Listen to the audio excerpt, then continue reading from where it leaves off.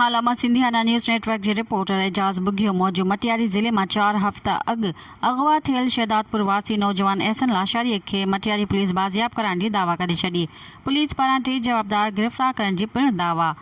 मटियारी ज़िले के हाला थाने की हद में 4 हफ़्ता अॻु अगवा थियल शहदादपुर वासी मेडिकल जो शागिर्द नौजवान एहसन लाशारी के पुलिस मुबैना मुक़ाबले बाद बाज़ियाब कराइण जी दावा कई वई है।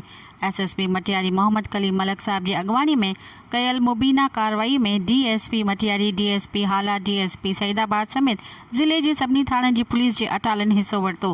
पुलिस मूजिब खुफिया इतला ते बट्टो फॉरेस्ट थाने की हद में कच्चे के इलाके कारी केटी में कार्रवाई कंदे पुलिस मुखवी एहसन लाशारी के बाहिफाजत बाज़ियाब कराए 3 जवाबदारन के गिरफ्तार कर वरतो है।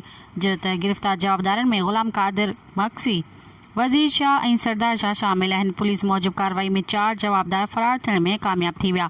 मुखवीअ जी बाज़ियाबी बाद इलाके में सराहईअ वारी सूरत हाल है।